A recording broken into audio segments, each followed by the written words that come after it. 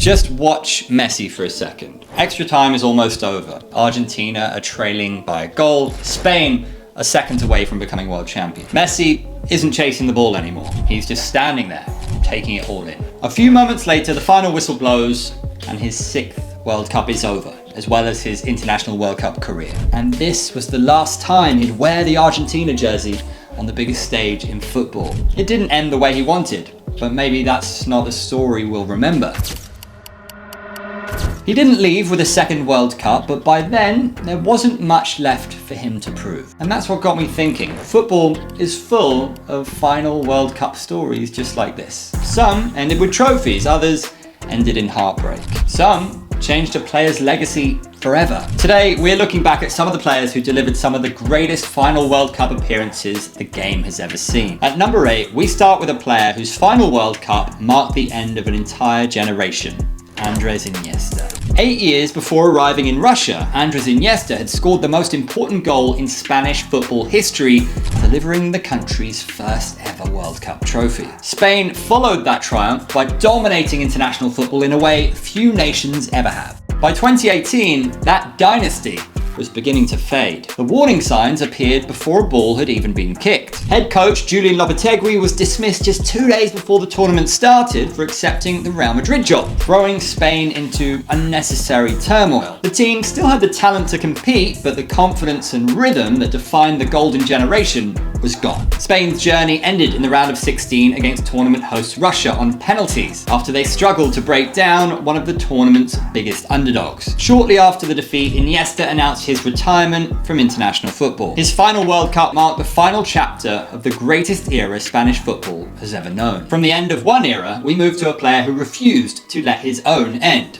Lothar Matthaus. Playing in 1 World Cup is an achievement. Playing in 5 is almost impossible. That's exactly what Lothar Matthaus accomplished. In France in 1998, nearly 2 decades after making his debut, Germany's captain was still doing his thing on the highest international stage. During that time, he had won the World Cup, lifted the Ballon d'Or, and become one of the most complete midfielders the game has ever produced. By the time his 5th tournament arrived, Matthaus wasn't chasing records. He was extending a career that had already lasted multiple generations of footballers. Germany eventually bowed out in the quarterfinals after a surprising defeat to Croatia. It wasn't the ending Matthaus had imagined, but the result never became the story. The story was about longevity. For 20 years, through changing teammates, managers, and even a reuniting Germany, Matthaus remained a constant. His final World Cup wasn't remembered for one unforgettable match. It was remembered because very few players are able to remain at the top of the international football stage for as long as he did. If Matthaus' final World Cup was about longevity, Beckham's was about expectation. At number 6, it's David Beckham. Look through the 2006 squad today, and it's hard to wonder how they never won a major tournament. Beckham, Gerrard, Lampard, Rooney, Terry, Ferdinand, Ashley Cole. One by one, they became legends for their clubs. Together, they never quite became what everyone had expected. Beckham carried that expectation more than anyone else. By the time Germany hosted the World Cup, he had already spent years as England's captain and biggest name. Every tournament seemed to come with the same promise. Maybe this is finally the one. And for a while, it looked possible. His free kick against Ecuador sent England to another quarter-final and proved once again that when the Three Lions needed a big moment, Beckham usually had one in him. But football has a habit of refusing to follow the script. An ankle injury forced Beckham off the pitch against Portugal at half-time. They remember it because it felt like the moment the dream finally ran out. England lost another penalty shootout. Another World Cup ended with the same feeling that it always seemed to. And for Beckham, it turned out to be his last. People don't remember his final World Cup because England won it all. They remember it because it felt like the moment the dream finally ran out. The golden generation would get one more chance together at Euro 2008, except they never even qualified. Looking back now, Germany wasn't just Beckham's goodbye. It was the beginning of the end for one of the most talented England teams that football has ever seen. Next, we turn to a player who arrived with questions, but who left with a record that stood above everyone else. Ronaldo Nazário. Coming into the 2006 World Cup, Brazil looked unbeatable. The defending champions had assembled an attack that featured Ronaldo, Ronaldinho, Kaká, and Adriano. 4 of the biggest names in the game. Many believed another World Cup was inevitable. But while Brazil entered Germany as favourites, Ronaldo came into the tournament with something to prove. Questions about his fitness dominated the headlines, and critics wondered whether the man who'd conquered the world in 2002 was still capable of leading the line for Brazil on the biggest stage. He didn't silence every critic, but he did make history. Ronaldo scored 3 goals in the tournament, and his strike against Ghana in the round of 16 was bigger than anyone realised at the time. It was his 15th World Cup goal, taking him past Gerd Müller as the tournament's all-time leading goalscorer. A record that had stood since 1974 now belonged to the Brazilian. Brazil's campaign came to an end against France in the quarter-finals, ending their hopes of defending the trophy. It wasn't the farewell that Ronaldo had imagined, but it wasn't the tournament that defined his legacy. His record would eventually be broken 8 years later by Miroslav Klose, the greatest goalscorer the World Cup had ever seen, walked away from the biggest stage for the final time. So that Ronaldo record had stood for 8 years, but the man who came along and made it his own was indeed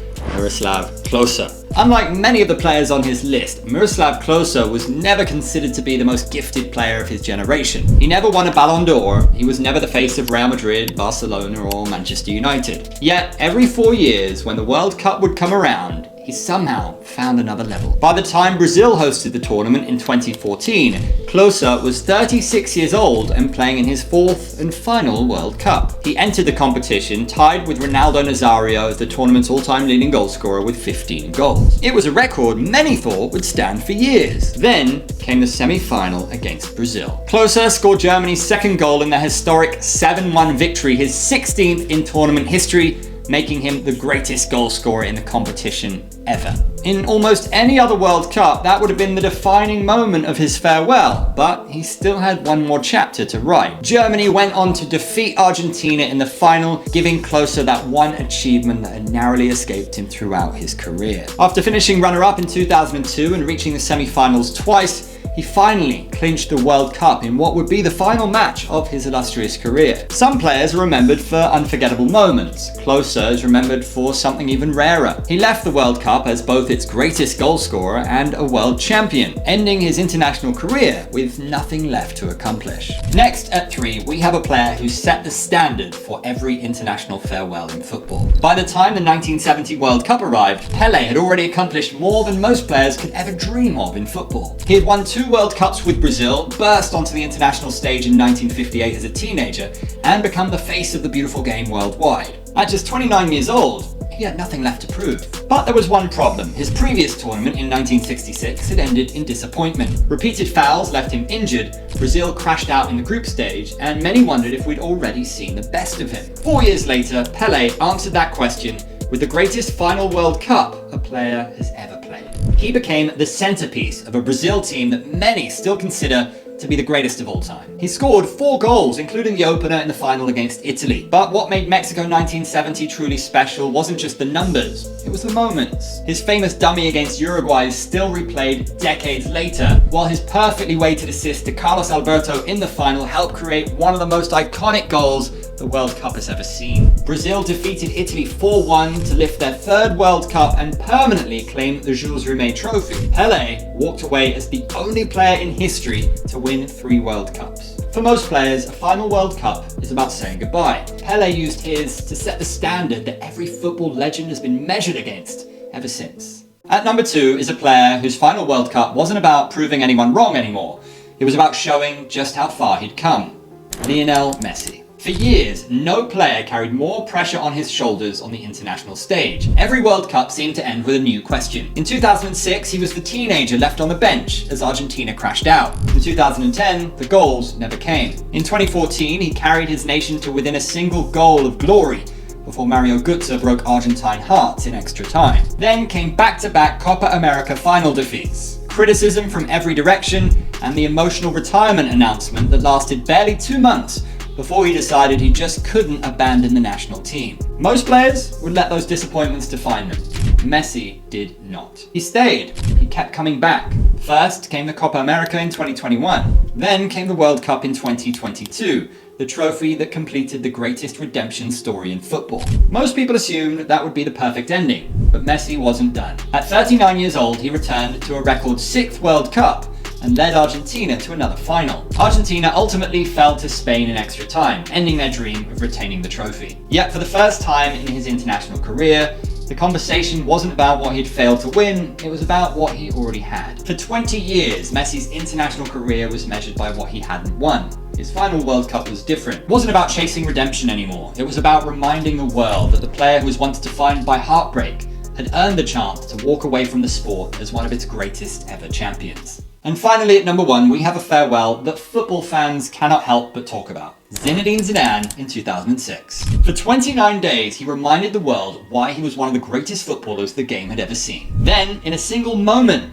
he gave us one of the most talked about endings in sports history. Zidane had already announced that Germany would be the final tournament of his career. At 34, many believed his best football was behind him. France weren't expected to challenge for the title either. Just 4 years earlier, France had endured one of the worst World Cup title defences ever, crashing out in the group stage without scoring a single goal. Instead, Zidane turned back the clock. As the knockout stage began, he became the heartbeat of the French team. He dictated the tempo, controlled every moment, and reminded everyone why he was considered one of the true greats. His quarter-final performance against Brazil is still considered one of the greatest individual displays by anyone in the history of the tournament. A few days later, France defeated Portugal to book their place in the final with Zidane leading the way. The final against Italy looked like it might be the perfect ending. Zidane calmly chipped home a Panenka from the spot to put France ahead and become one of only a few players to score in 2 World Cup finals. But everything changed in extra time. His headbutt on Marco Materazzi earned him a straight red card, forcing him to watch the rest of the match from the tunnel